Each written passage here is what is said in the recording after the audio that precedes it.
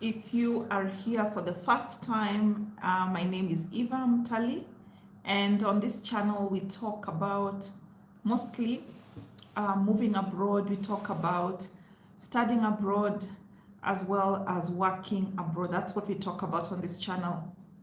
And in today's video, as you have seen from the title, I'm going to be talking about some avoidable reasons why visas are getting denied left, right, center. And this applies to both, like tourist visas, that is the visit visas. It applies to student visas and all that. And the interesting thing, what is going to make today a little bit interesting, my pen dropped, let me pick it up. So guys, as you come on the live, please give the video a like and also comment below and let me know where you are watching me from. So as I was saying, the visas I'm going to be talking about include both study visas, it includes student visas, it includes tourist visas and all that. And today I'm going to be using a slightly different approach from what I use every day. I will be using examples of actual people that were denied visas this week. So it's going to be really interesting. You want to make sure that you are here up to the very end. So guys, please, I see 13 of you online, but I only see 4 likes. Please like the video. Yes, I can see you. Henrik, hello. There's Rashid. Henrik, where are you watching from? Then we have Rashid from Nigeria. Lillian, where are you watching me from? I can see from your name you are Kenyan, but it would be great to know where you're watching me from. Huh? So there's 13 of you guys online, but only 4 likes. You know, guys, there's something about the likes. And even if you don't like the video, you can dislike it, yeah? It's allowed. You know, for when it comes to algorithms, it doesn't matter whether you like, yeah? In the online world, publicity is publicity, negative, positive, it's all the same. So we are currently 11 of us online. I see you, Sarah from Wangige. Hello, I can see Lillian. I can see Henrik from Brazil. Welcome to the live. I can see Michelle from Trinidad and Tobago, or one of my favorite countries. I am actually looking forward to come for the carnival next year. So God willing, it's in the plan. So let's wait. And I think I can now start. This is Armstrong watching me from Dubai. So guys, as you come on the live, please give the video a like. Let me know where you're watching from. It helps me also as I give examples to know. I can see Percy from Dubai as well. I'll wait till you get to 10 likes, then I will start the video as we also wait for other people to come online. Today we are talking about some insanely avoidable reasons why visas are getting denied. And so we are 9 likes. Let me wait for the 10th one. Oh, great. We are now 10 likes. Okay, I can now start. So guys, thank you very much for coming online. As you may have noticed, these days I am doing a lot of lives. It's mostly not on purpose. Okay, I don't mind doing the lives, but it's mostly because my phone broke. And in addition to that, the memory is full. So I'm not in a position to record the videos and then post them later. It takes on too much memory. And I just figured, you know, sometimes it's just better to just pick up immediately when I get an idea that comes to mind. So today's video is informed by virtue of the kind of videos I talk about, I get a lot of people who get in touch with me, especially like when they are going to the embassies to ask for visas. They'll be like, Eva, I'm going for the visa interview XYZ and I need your guidance. How would I answer this question? What would I do? And usually there's one thing I ask the people who let me know they are going to the embassies. I always ask them to get for me at least 3 stories of how it went down, either their own story or other people's stories. So the stories we are going to learn about today are from the American Embassy in Kenya. And forgive me if you are watching me and I'm going to talk about your story. I don't need to be, it's not out of a bad place. I am just using it for learning purposes because sometimes it is easier to give examples based on real life experiences. So somebody went to the embassy this week. Yes, this week there is ending, to the American embassy in Kenya, Nairobi, Kenya, and they had some really hilarious stories of what happened. So if you have been to the US embassy in Kenya, the way it is designed, like you can, as long as you already entered the waiting bay, they have like a sort of like a waiting bay, and then there'll be like seats over here, not very far, like maybe 2 meters, 3 meters away from the counter. So the consulars will be sitting like where I'm sitting. They'll be behind a glass window, and then there'll be like, I don't know, maybe like 2-3 meters away, there'll be a waiting bay and people will be sitting there. So when it's your turn to be interviewed, there'll be like maybe 4 or 5 of you on the different windows, and you can pretty much hear the questions people are being asked. So my informant shared with me 3 stories, and I was like, oh my God. So unfortunately, of these 3 stories, 2 of the people were denied visas, and 1 of them was given a visa.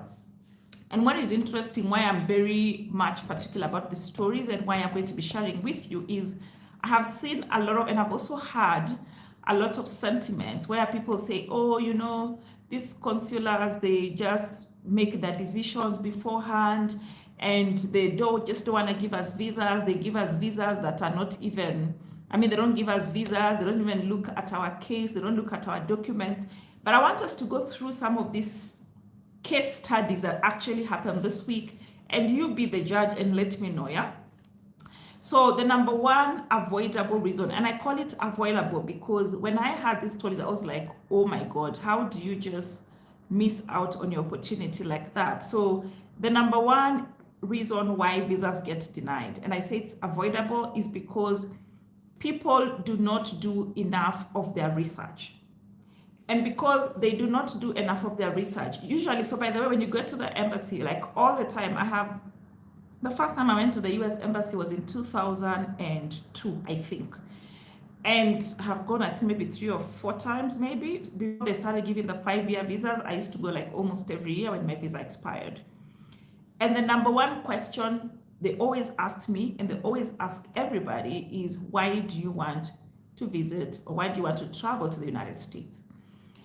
And this is a question they ask in every other embassy. You go to the Canadian embassy, they're going to ask you, why do you want to go to Canada? You go to any of the Schengen territory countries, why do you want to go to, I don't know, Europe? Why do you want to go to France? Why do you want to go to Germany? Why do you want to go to whatever that is?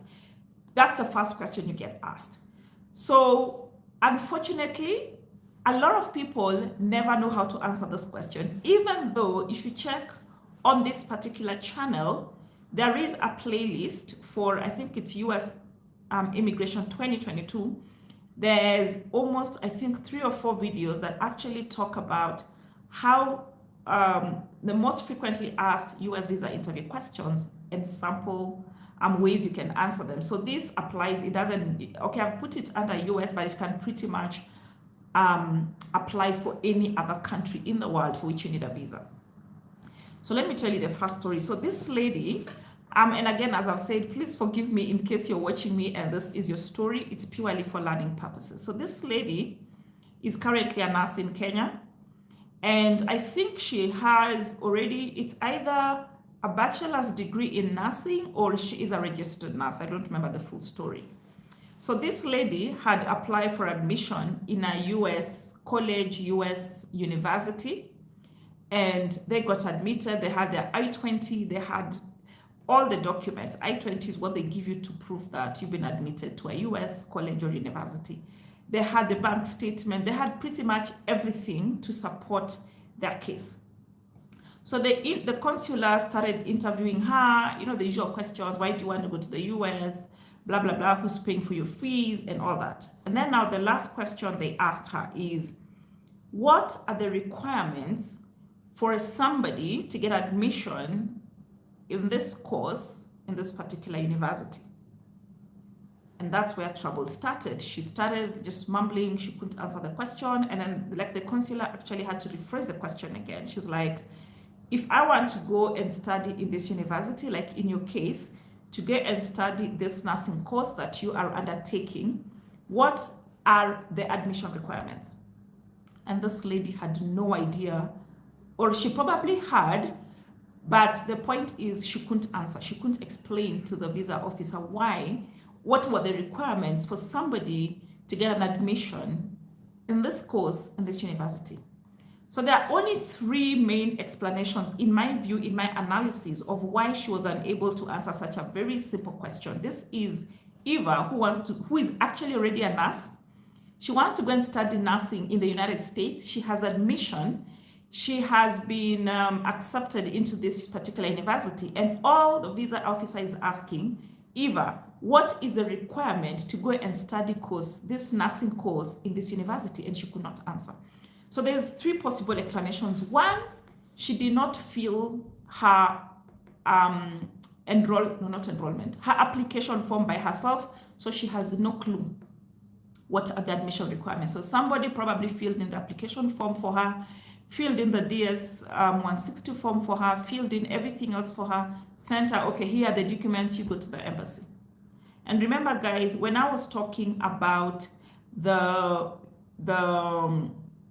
DV lottery, on the DV lottery video, one of the things I talked about is our main aim in this channel is to empower you to the level whereby you can submit your own visa application without needing help from anybody. And I know by the time you have studied nursing in a Kenyan university and you actually want to go and study abroad, or any other course for that matter, you are intelligent. So you should be able to, because in Kenya, all the courses are taught in English, unless you're doing like, I don't know, you're doing French or Spanish or whatever, Chinese, every course in Kenya is taught in English. So if you can successfully go through a 3-year registered nursing course or a 5-year university nursing degree, you are more than intelligent enough to fill in your application forms for the US visa. So I'm suspecting, so probably the forms were filled in for her, so she has no clue what even are the requirements, how did she even get this admission? She has no idea. So, and we agreed that every time you decide to have somebody else fill in your application for you, whether that is for a DV lottery, whether that is for a tourist visa, whether that is for a business visa, medical, whatever kind of visa, please, guys, can you take a moment and understand what has been put on that application form, because it's gonna bite you sometime, yeah? Make sure that whoever is filling in that form for you knows what they are talking about. And you also must know what is in any form you submit to any embassy, so that in the event you have to go through a visa interview, like in the case of this lady, you have all the information at hand. Another thing that is possibly could have happened is she probably freaked out when they started asking her this question. She was probably already panicking, had anxiety, oh my God, because the rest of the interview went really well until they started asking her what are the requirements to enroll in this course. And suddenly she probably panicked.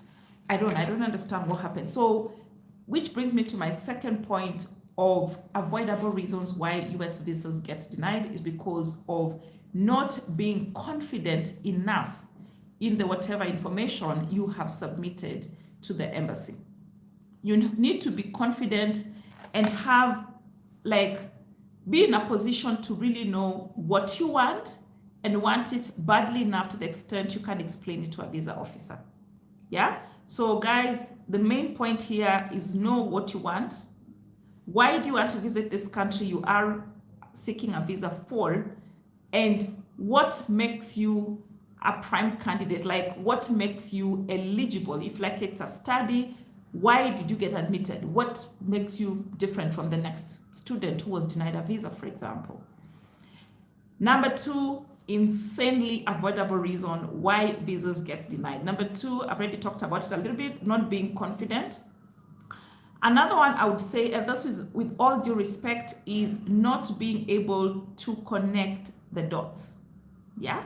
So I'll give you another example of another visa applicant. So this guy, and again, guy, in case you are watching me, and no, you're probably not watching me now because you got your visa. So this next story is a gentleman.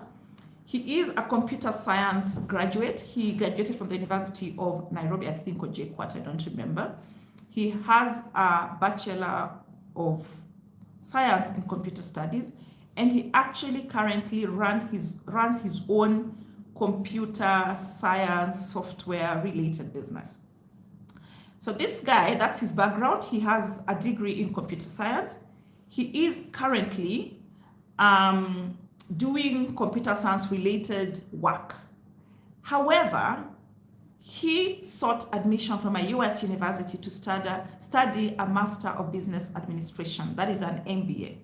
So he got to the consular desk, and the first question they asked him, Mr. So-and-so, why do you want to travel to the United States? And he said, I want to go and study for my master's in business administration. And the consular looked at his papers and he's like, but I see your background is in computer science, and even the kind of work you do is in computer science. Why do you want to go and study for an MBA? And this guy, of course, we've said one of the requirements for you to get your visa, you need to be able to connect the dots. Know why you are asking for this visa. Why do you want to go to the US? And this guy said that, of course, as you can see, I am currently running my business in computer science. However, when I study a Master of Business Administration, I am going to be better equipped to run my business professionally. And then, of course, the next question that the consular asked him is, why the US? Here in Kenya, there are so many institutions of higher education where you can study your Masters of Business Administration, but why do you want to go to the United States? And this is why I love this guy. This guy said, both you and I know that once I go to the United States, I am going to be able to make a lot more money, probably even more than you are currently making. Secondly, both you and I know that at this point, if we were given a choice to choose between studying in Kenya or studying in the United States, both you and I know that you will choose to study in the United States. And why? This is the reason why.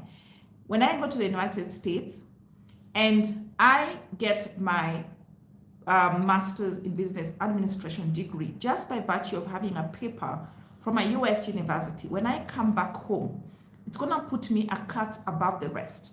And it's going to make me more competitive than somebody who has a degree from a university here in Kenya. And guess what, guys? Your guess is as good as mine. This guy was given his visa. Remember, his first degree is in computer science. He was going to study a Master's in Business Administration in the US, and he got a visa. Remember the first lady, her first degree, or I don't know if it's a certificate, whatever, was in nursing. She was going to study nursing in the US and her visa was denied. So why do you think the second gentleman, the second applicant, this gentleman was given a visa? So number one, he was very confident. He was not shy to tell the visa officer that I know, armed with an undergraduate degree in computer science and a Master's in Business Administration from the United States, I am definitely going to be making a lot of money. And so much more money than even what this consular is earning, because this guy has definitely done his homework. Software engineers are currently one of the most sought after people in the world. And if you have been watching my videos, you know, even Google, both Google, we have Microsoft, we have Amazon are actually poaching software engineers from Kenya. So this guy has done his homework and he knows, he possesses a very highly desirable skill, not just in Kenya, but globally. But he also understands that the world is not fair. Just by virtue of having a degree from a certain university will definitely change the ballgame for you. So he had done his homework and he was not shy to let the visa officer know that he has done his homework. He could connect the dots. His undergraduate is in computer science, but he's going to study an MBA and he can connect the dots. So guys, you need to be able to connect the dots. Usikue tu mumu hapo. Go and do your homework, do your research. Yeah? Like I keep saying, one of the traits that these consulars are looking for is somebody who is independent, somebody who has an independent mind, somebody who can think broadly and who can think intelligently and think in a manner that is not common. So the moment you start showing those traits at the embassy, you're the rare breed. And the chances of being given a visa are very high. And then the other thing I love about this gentleman is that he had like, it's not the end of the world attitude, you know? I'm almost certain if he told a boss, like a Kenyan boss, that, hey, you know, I'm gonna be able to earn more money than you, that's enough reason for you to even be fired or whatever to happen. But because we're talking to somebody from a different culture, this is the go-getter attitude they are used to in their countries. So when he found, I don't know if it was a he or a she, the consular who was handling this case, when he found somebody who has a trait that they are already familiar with, already there's that energy, positive energy that vibrates towards you. So, as we have said, be in a position to connect all the dots. You can't do this if you don't have all the information. Have an it's not the end of the world attitude. Some of you would have gone there. Maybe you start feeling like, oh my God, this is my only chance. If I don't get this visa, my world is crumbling down. It's going to come to an end. No, don't go with that washy attitude. Nobody wants it. And then number 4, avoidable reason why visas are getting denied is because people are not self-sufficient, or they are not empathetic enough. And let me explain with the third story. This is our last story. So now we have this other girl. So this girl was going to the US. I don't remember that she was looking for, I don't know if it was a student visa or it was a visit visa. I don't remember. The only part of the story I remember is that this girl, her entire trip or education or whatever was being funded by her parents. So the consular asked her all the usual preliminary questions. Why do you want to go to the US? Blah, blah, blah, blah. And then it reached a point where they asked her, so who is funding your trip or your education? I don't know if it was a business trip or it was a tourist thing, then they must have asked her who's funding your trip. If it was a student visa, they must have asked her who's funding your education. And she said, my parents. And then they asked her the next question, how much do your parents earn?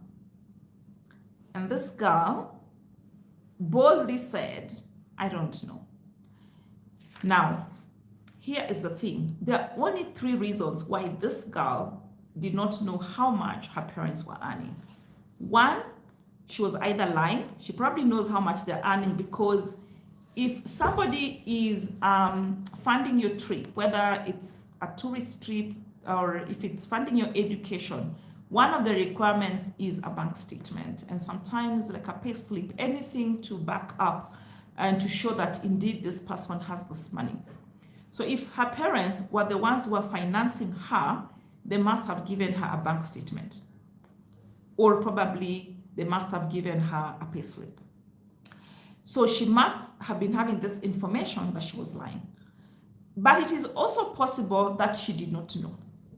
So if you have been watching my videos, and again, I will throw you back to the playlist, US Immigration 2022 playlist.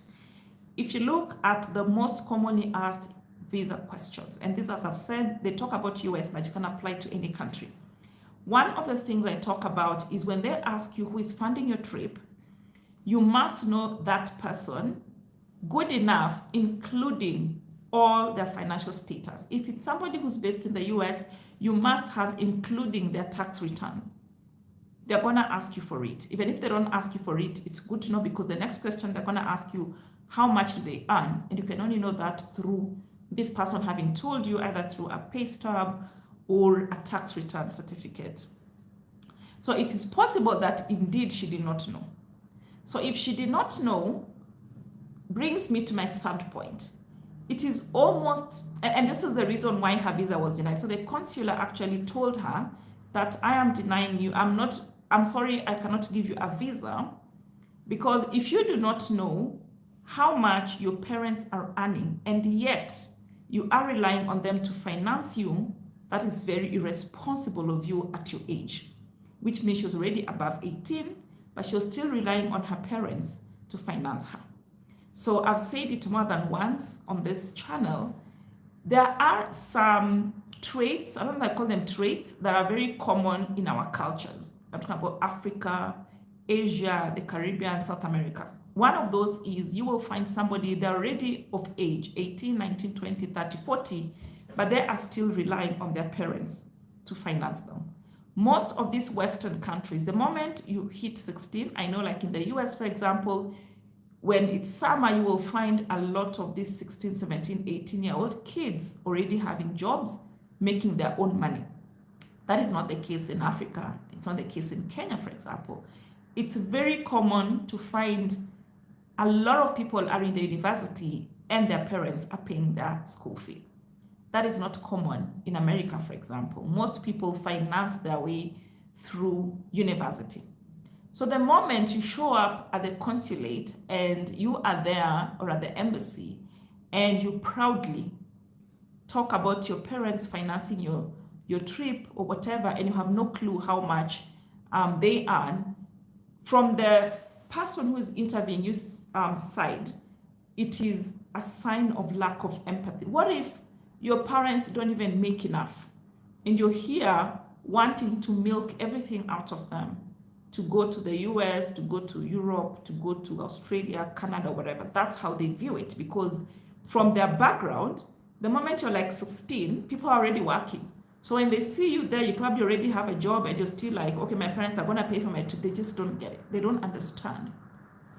So that's why, unless of course you're super, super rich. So maybe that's why the consular genuinely wanted to know, how much do your parents earn? Because as far as I'm concerned, like from when I'm like 16, I'm taking care of me.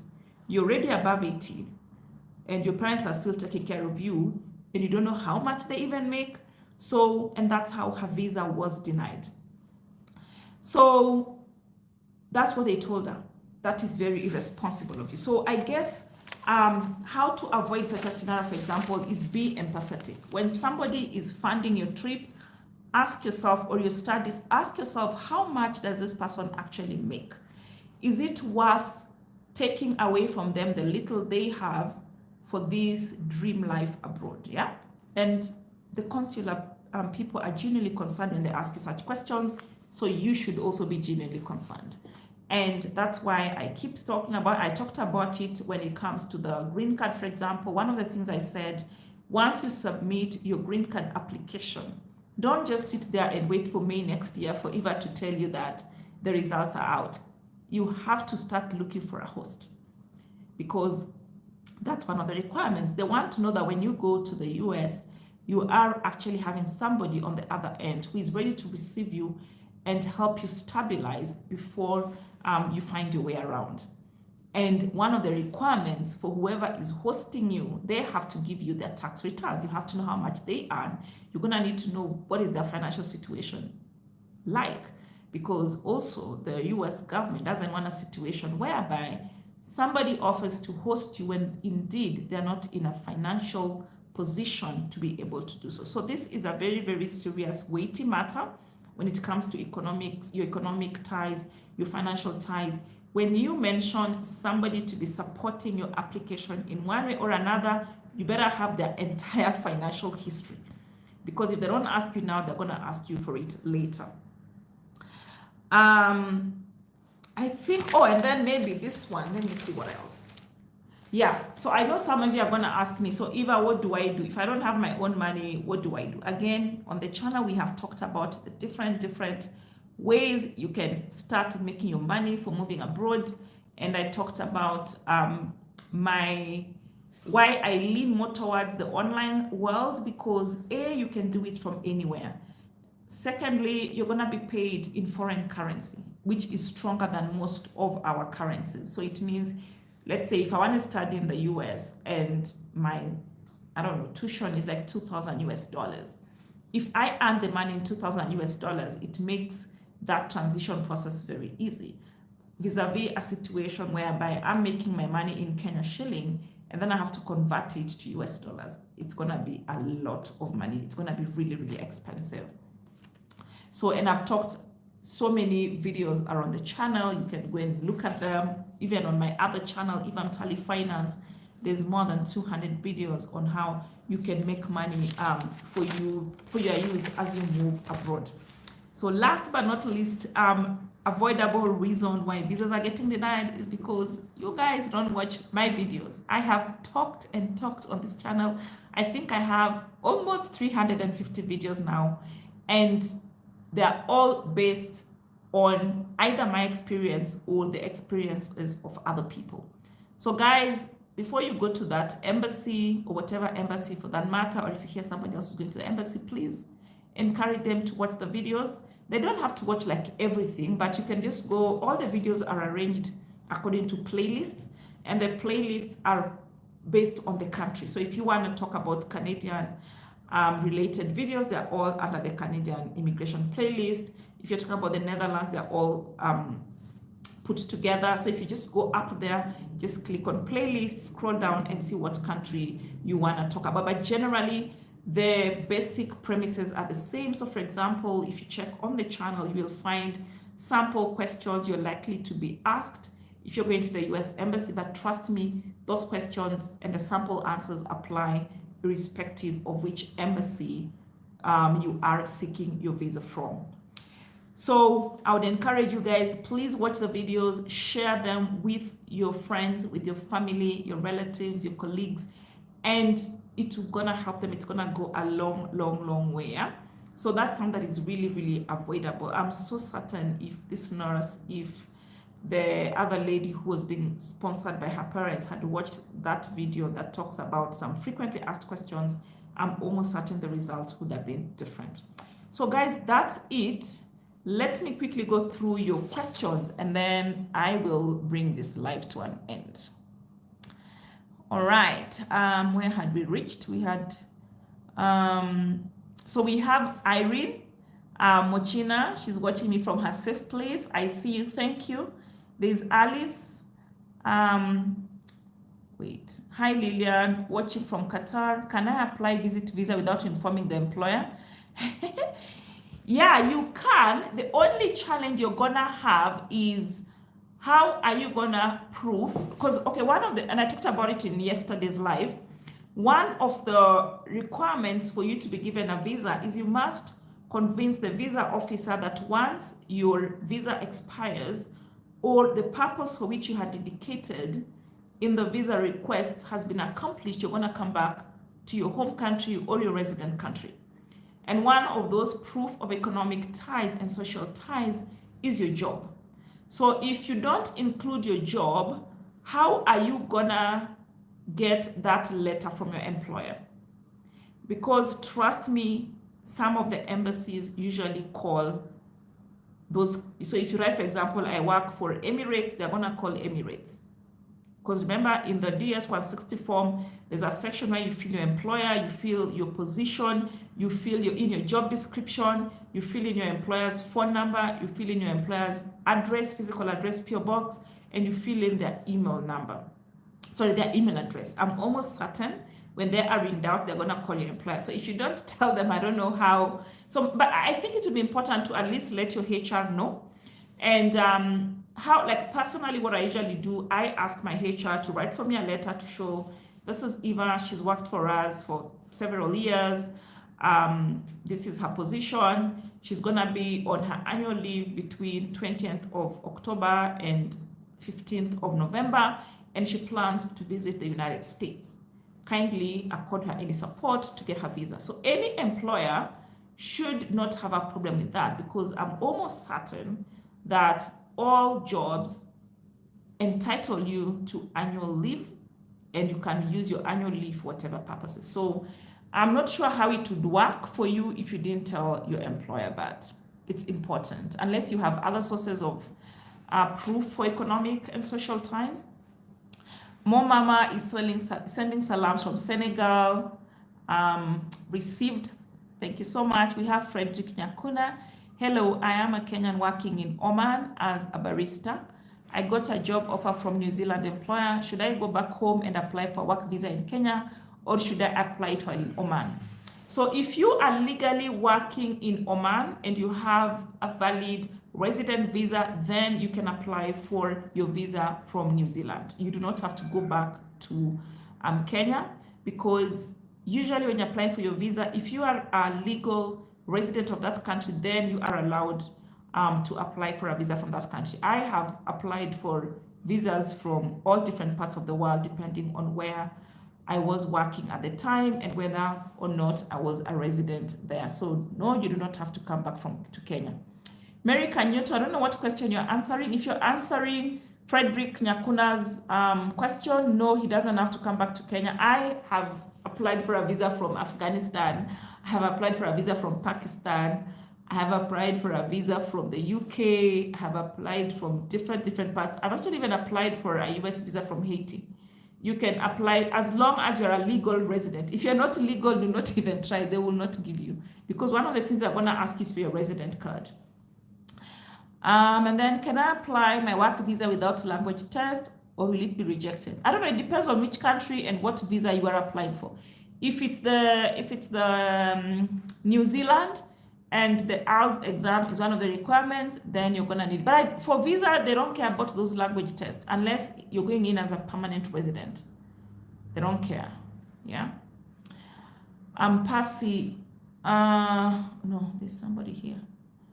Tania, what if you don't have a host? I don't know anyone in the US.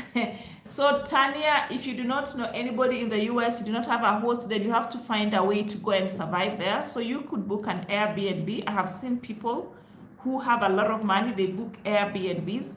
And the reason why, one of the reasons you need a host is because your green card is gonna be sent in a physical envelope to the address that you're gonna give the consular at your interview. So let's say, if I say Mary Jane is my host and she's accepted to be my host, they're gonna ask me for all her tax documents. They're gonna ask me for her bank statements, her pay slip, just to prove that she actually has the financial muscle to take care of me and if I'm moving with my family.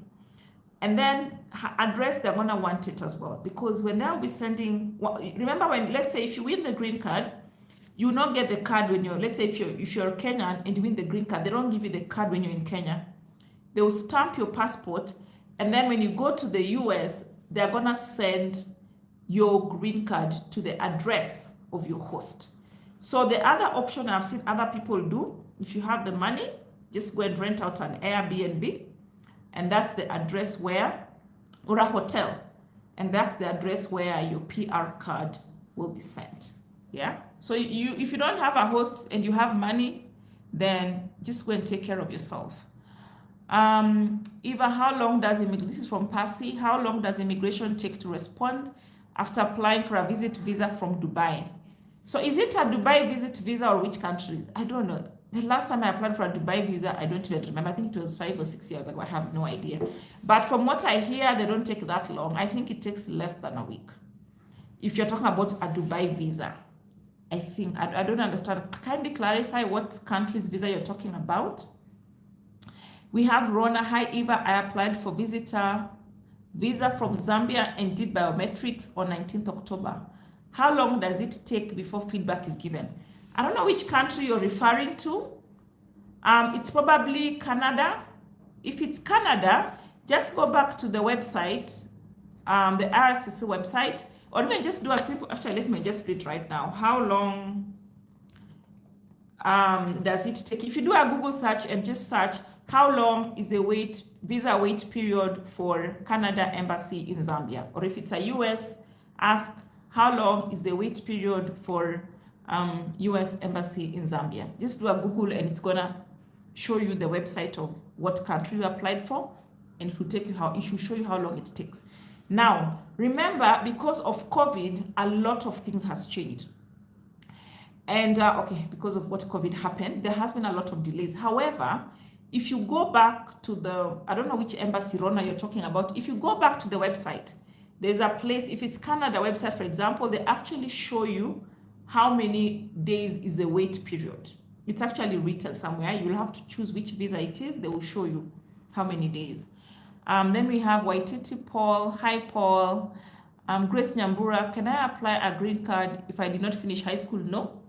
One of the requirements to apply for green card is to have at least 8th grade certificate. That is what in Kenya we called KCSE. The advantage you have, especially grace as a Kenyan is that you can go to Ngumbaru and register to do Form 4. Go to Ngumbaru, ufanye your exam, get your certificate. They don't care what your grade was as long as you graduated.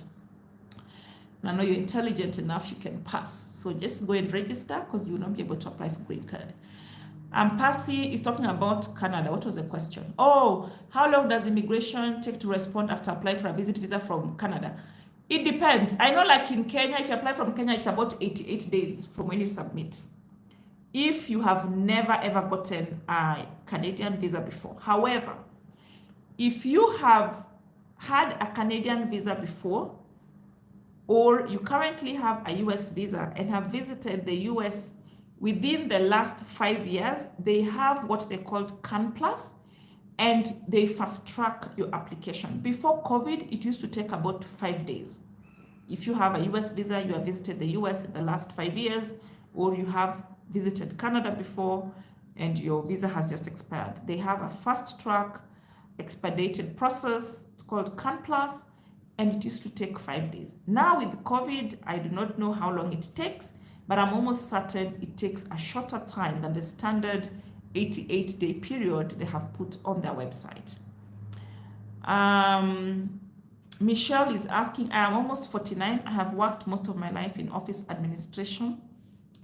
I want to change careers to care attendant. Which course is better, nursing assistant or patient care assistant?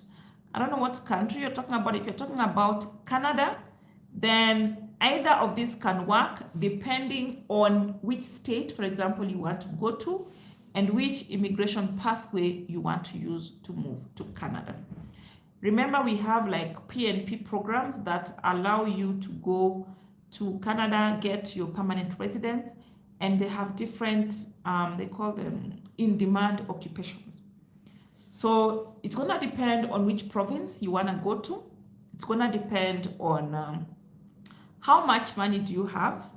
It's going to depend on the length of the course and which university or college is offering it.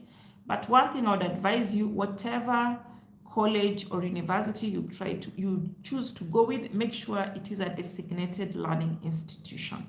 So when you go to the IRCC website, Canada website, actually even if you just go to Google and type designated learning institutions Canada, patient care assistant or nursing assistant, it's going to show you all those institutions for which it's valid for you as an international candidate to study.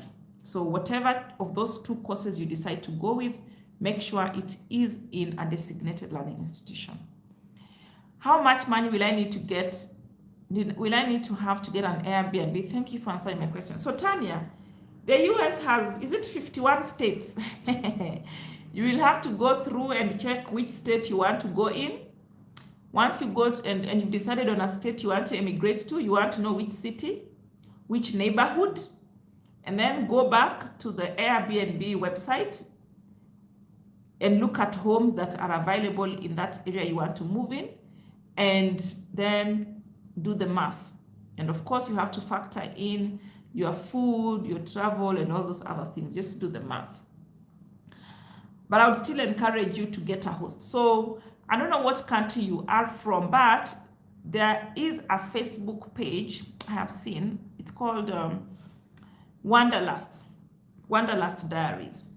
And I have seen some people there who asked for people to host them, and they actually found people hosting them.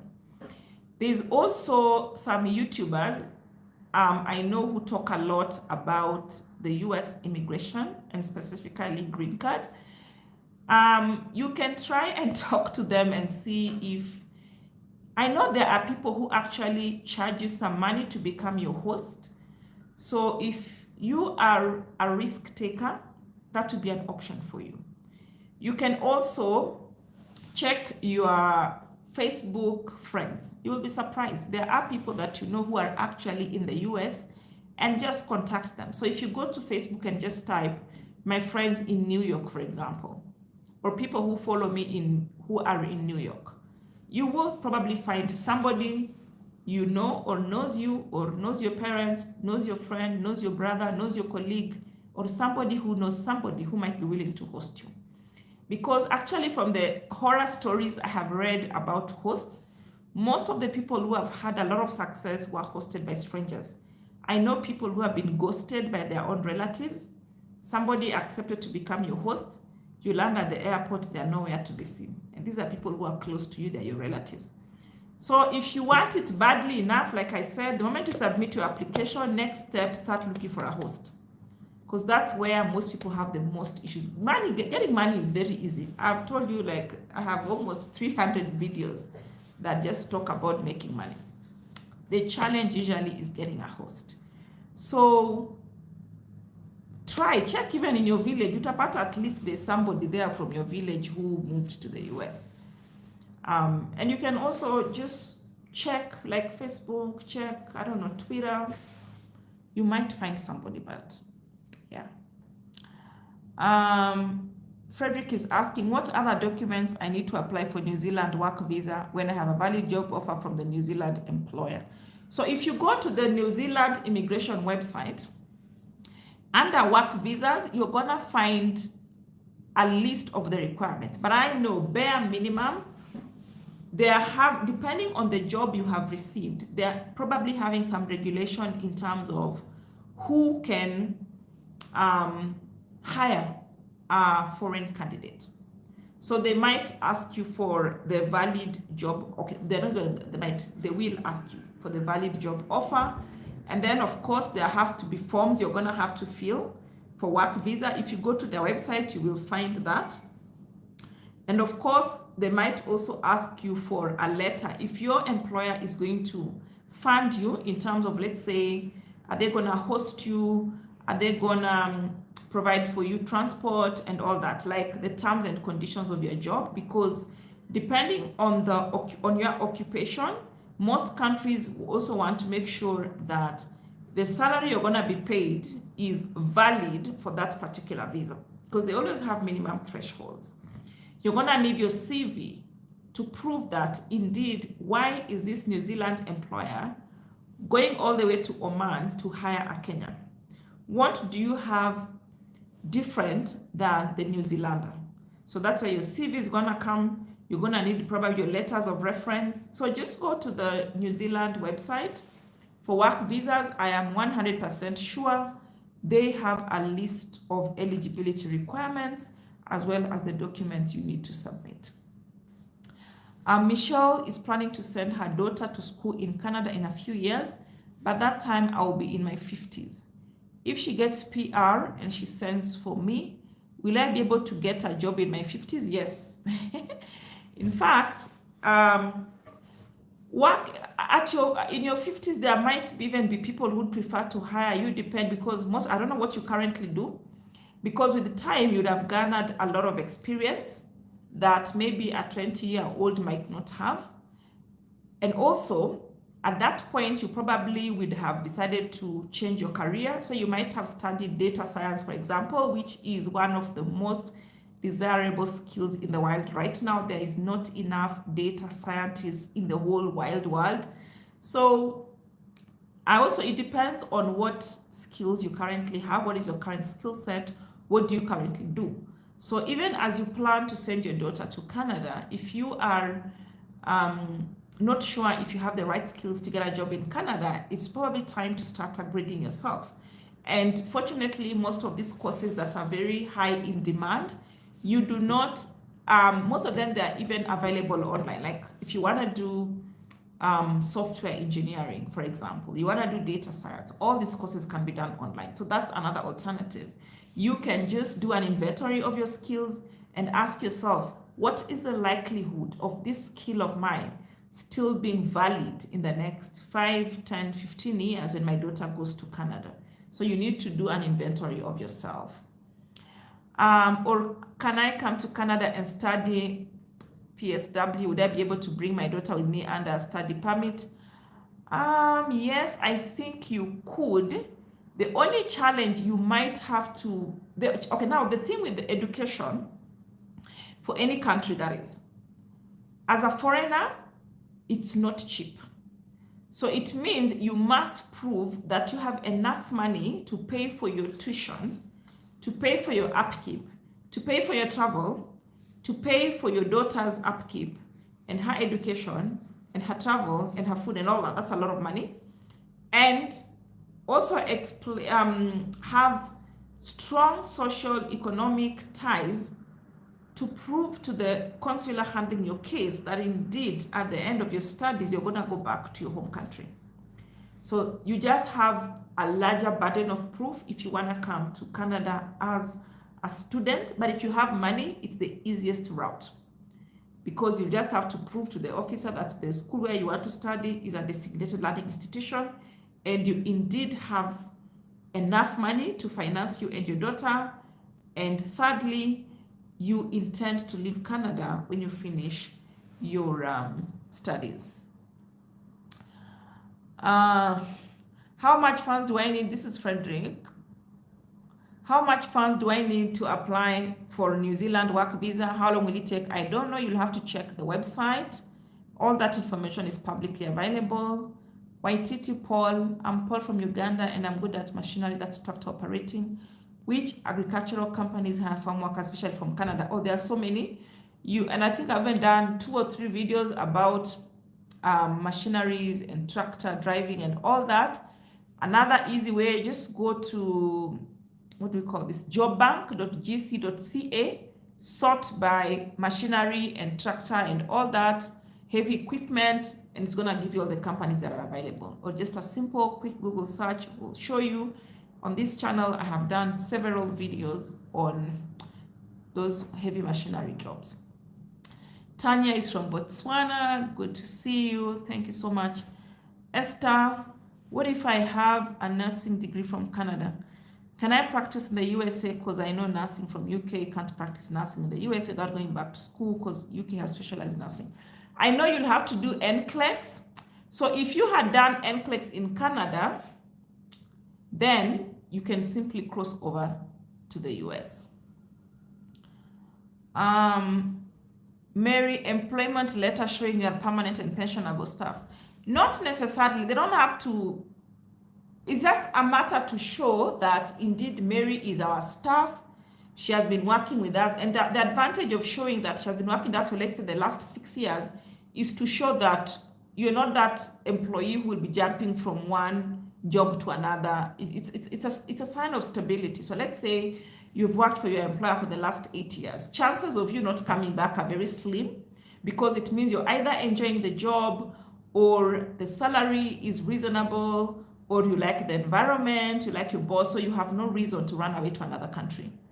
So not necessarily to show, but if you're permanent and pensionable, that's a very strong point. Let's say if you're a public employee like in Kenya, it's a very strong point, because why would somebody want to throw away their pension for, I don't know, something that's not as more promising in another country? Michelle is asking for her daughter's friend, would it be better for him to get a 2 to 3 year degree and then do a diploma in Canada, or can he come to study straight out of high school?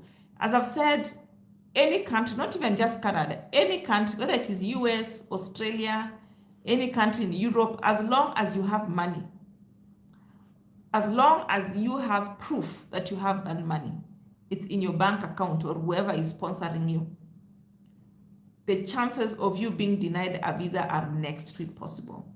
And as long as you understand the course you're going to study.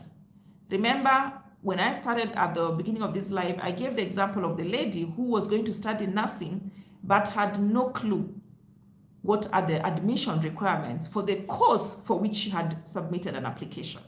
So as long as you have basic common sense to find out who are the main professors in your college, what are the main research interests, what are the admission requirements for this course you're going to study, why do you want to study in Canada and not in Kenya? As long as you can answer those basic questions, your visa is more than likely going to be approved. So again, I'm going to send you back. Go to the playlist on this video under US immigration. There are, I think, 8 or 9 video series that talk about student visas. Please go and watch them. It talks about US student visa, but it applies for any country in the world. As long as you can answer those questions, why do you want to study this course? What are the requirements? Who's the dean? Who's the professor? Like, you have to go and whatever course you want to study, whatever school you're going to study in, go to that website and study like you're studying for an exam. Remember, unlike our universities, these people have all the information available on the internet. So if you decide you pick a course you want to study, go and read like you're reading for an exam. Find out what are the job prospects. What states are people likely to be hired for this course you want to study? Why do you want to do it in that country? As long as you can answer those questions, look like you know what you're talking about, yeah? So, and for you to be able to hack that, don't rely on somebody to make the application for you. Do it by yourself so that you know what you have filled in that form. And if you choose to let somebody apply for you, you better know what they have applied. Because you're going to have all the money in the world, but if you can't explain yourself confidently, like somebody who wants to go and study abroad, no one is going to give you that visa. But if you have the money, please go for it. It's the easiest way to immigrate. If you have money, go and either become a student or an investor. And I have even talked about it in the video that I posted this morning when I was talking about the 8 unknown ways you can permanently, legally immigrate to the US. Very few people are talking about them. Please go and watch that video. I talk about education and how you can convert your temporary visa to permanent.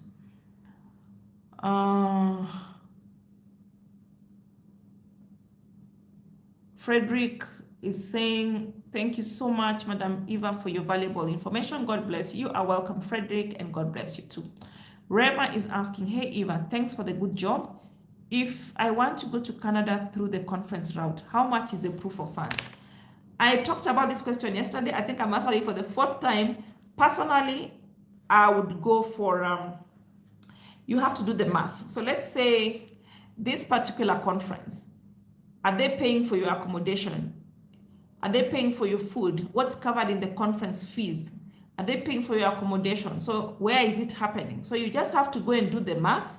If let's say your conference is in Vancouver and it's happening at, I don't know, in September or in January, just go to the Vancouver, go to a website like booking.com, look for hotels where that conference will be taking place, in which city, which town. Check the price of hotels that you're likely to stay at. And then check roughly how much money would it cost you to have breakfast, lunch, dinner in that town. How much would it cost you to commute from where you'll be staying to the conference venue? How much is the conference fees? How much is your air ticket? Do the math. Personally, I would work with 150 to 200 Canadian dollars per day of stay. And that is assuming I've already paid for my air ticket. So this would cover like my accommodation, food, transport, airtime, and the rest. So it really depends. Oh, okay. Captain, if someone who is a nurse in Kenya gets a job offer as a caregiver in Canada, will it be possible to convert her license part-time as she works there as a caregiver? What do you mean convert license part-time? Which license, the nurse or the caregiver? Eva, do employees from Job Bank of Canada ask for money? No. If someone is asking you for money, they're probably 99.9% they are a hoax. If they are not, it is illegal. If you check the Canadian government website, IRC's website is very clear that when you are submitting your job offer for visa or work permit application, one of the requirements is that you should not have paid for that job. It is illegal for anybody to ask you for money to give you a job. Most probably they are con men or con women. Michelle, thank you so much for your tips and advice. You have been most helpful. Thank you so much. See you next year, God's will, in Trinidad. Oh yes, it's in my bucket list, the carnival. I went to the one in Brazil in 2020, and I was hoping to do the Trinidad one in 2021. Unfortunately, COVID happened, so God willing, next year. I am looking forward to the Trinidad one. So guys, we have been here for exactly 1 hour. Oh, there's somebody else with a question. Oh yeah, you are second to Brazil. Yes, I know Brazil is, they say it's the biggest party on earth. And that's why I really want to come to the Trinidad Carnival. The Kenya nursing license, or how can she work? No, to work as a nurse, you must do the NCLEX. You know what NCLEX exam. Your Kenyan qualifications are not recognized beyond our borders.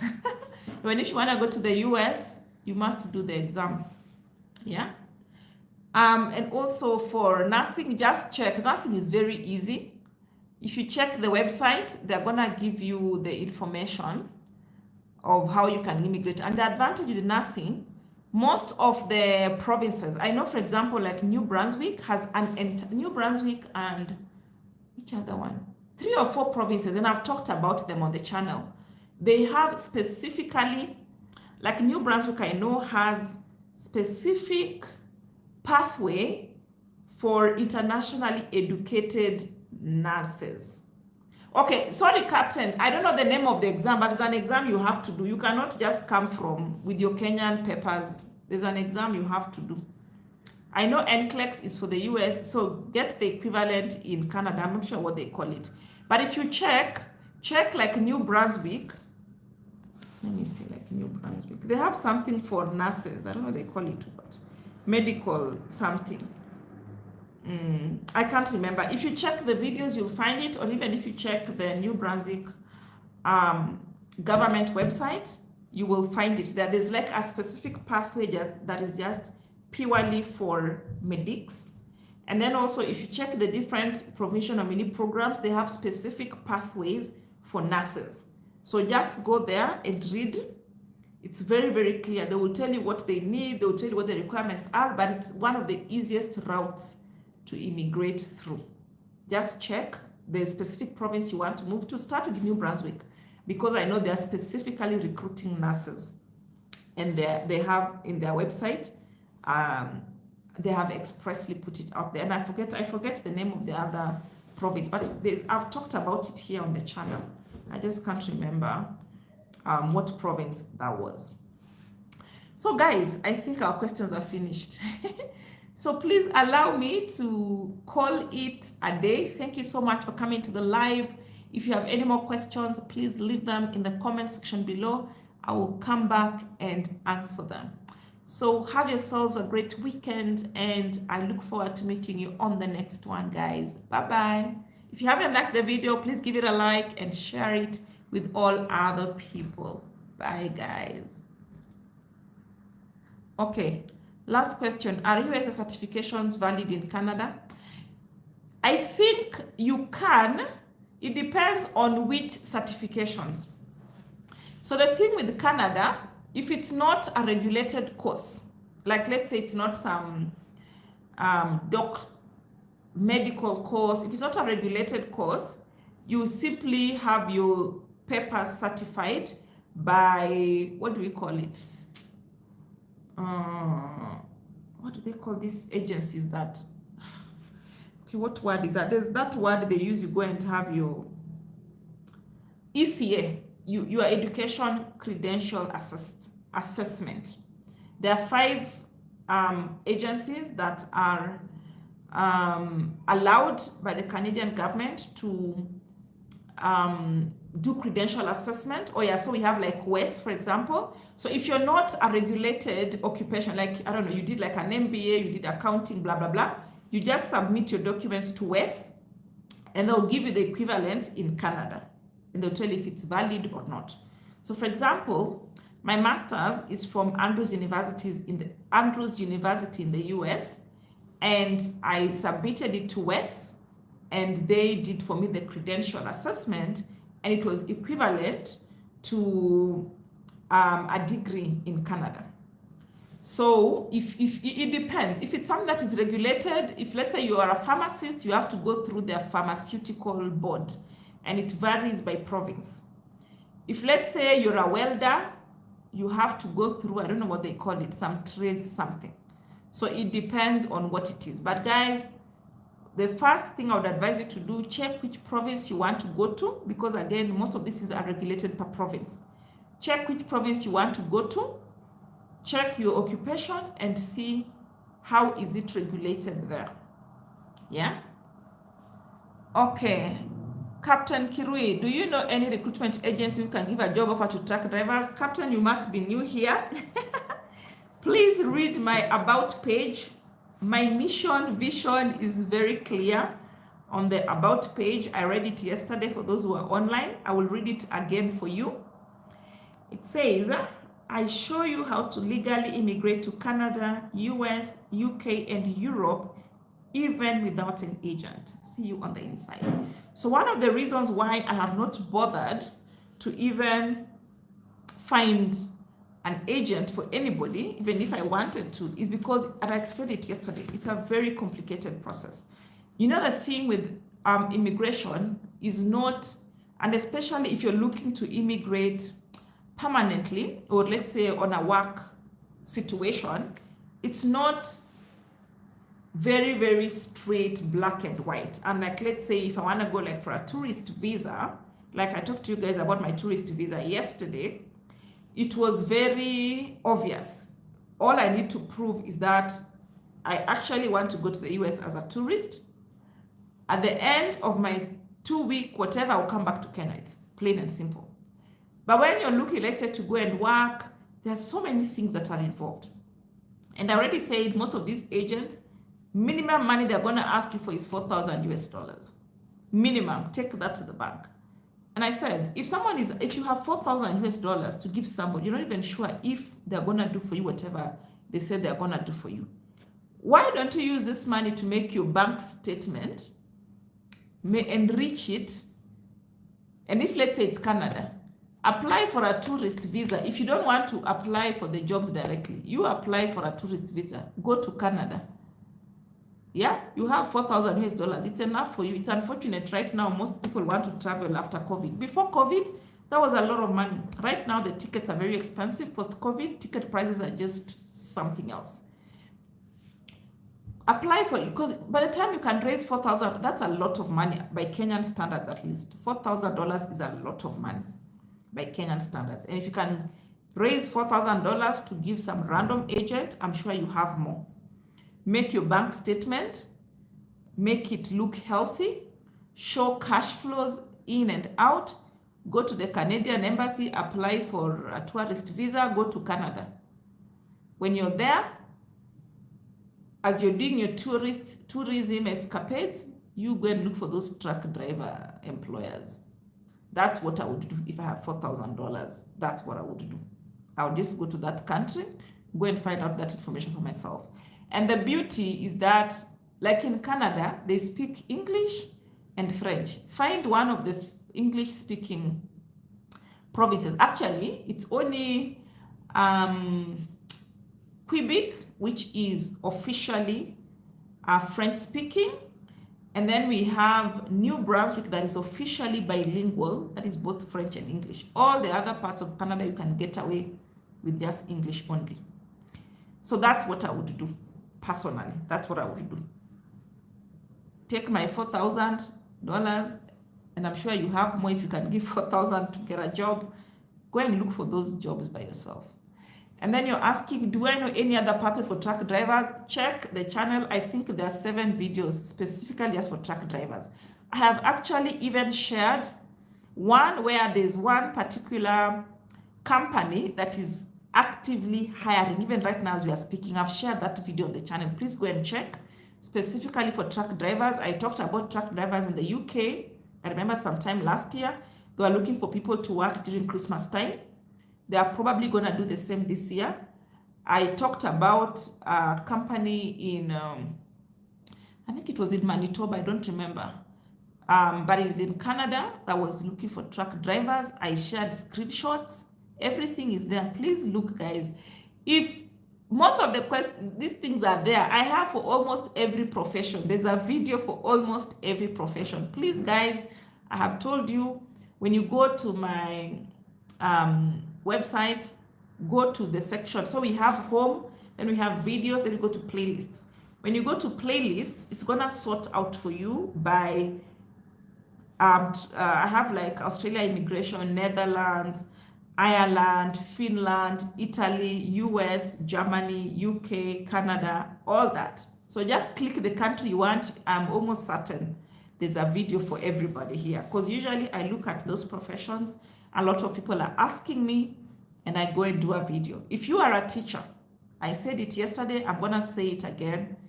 If you are a teacher, you have a master's degree and you have at least 2 years post-graduation experience, there are currently shortage of teachers in the US public schools, and they're actively hiring. And it's such a straightforward process. There's a friend of mine, there's no week that passes by before she tells me, oh, there's 2 people who came today. Oh, there's 3 teachers that came in today. So if you're a teacher and you're looking for greener pastures, I have 2 videos for you on the channel. I have an entire blog post, 2 blogs actually on evamtali.com. So I think every profession is covered. I even have one for morticians. If you work in a morgue, there's a video for you. I have a video for everybody. If your profession now hujaona hapo, let me know in the comments. But I have a video for everybody. Everybody that has asked me, I have put a video for them. So the only one I haven't put a video for is what? Everyone. Kama niko na video ya morgue, I have for a mortician. I even have for chicken catchers. If you are experienced in catching chicken, even caregiver, kwanza caregiver, I think, check 2019 videos. No, 2019 or 2020 videos. Utapata, huko nyuma, there are so many caregivers, so many of them. And I even talked about caregivers yesterday. I said there's a pathway for Canada for caregivers, but usually it is capped, I think, to 2,700 per year. So every year they open it, and when they open, they announce it on their website and say it's now open. And when they reach that maximum, like this year, I think they reached in March or April, they close. So just be on the lookout. But what I always tell people, you have your papers ready. And I will repeat again, if you can get your Canadian tourist visa, please get it. Because currently there is a temporary public policy that allows you to get a job, get a work permit, and work with your tourist visa or your visit visa in Canada. It's currently expiring in February 2023, but there is a likelihood they may or may not extend it. Last year, it was supposed to end in February 2020. This year, they extended it by 1 more year. Who knows? They might extend it by another 1 year. But even if they don't extend it, when ufike Canada, you go and arrive Canada, and when you get there, go to Job Bank, tell those employers, I am now here in Canada, interview me. Or get your contacts, find people there, talk to potential employers, get your networks, come back home. It will do you no harm. Yeah? And don't tell me you don't have money. I have shown you so many ways. In fact, one of the videos I shot recently, I was showing you how people are making money praying. Like literally. There's in fact, let me look for it. There's a website that Fiverr.com. I showed you how people are making money by, so you can't tell me at Eva, oh, me, I don't have talent. There's nothing I can offer. I have no skills to what do you say? I have no skills to sell. Let me show you right now. Where is it? Oh yeah, let me just turn my camera so I can show you my screen. You can see, guys, I am on this website is called Fiverr.com. And you can see here, I have this lady. She's called Valerie Praise. She's a level 2 seller. You can see she says, I will intercede on your behalf to God in prayer. And you can see she charges $10 US. She currently has had 204 gigs and she has a 5-star rating. So you cannot tell me, guys, that, oh, Eva, me, I don't have talent. I don't have, you see. I will intercede on your behalf to God in prayer for your needs. And you can see she has 7 orders in queue. For emergency prayer, she charges $10 US, 1-day delivery.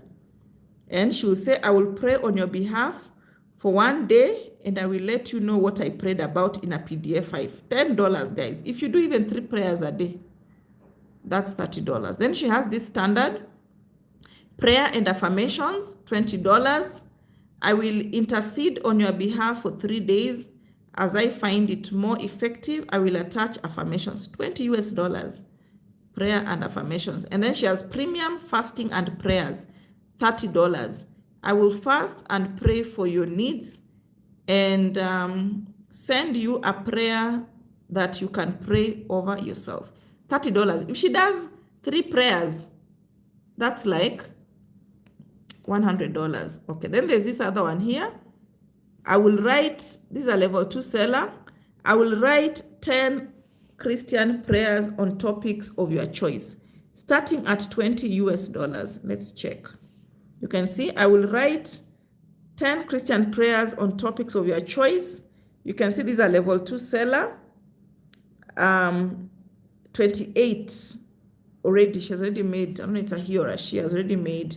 David, it's a he, has made 20, has had 28 sales. You can see starts from 10 Christian prayers. I will write 10 Christian prayers on different topics.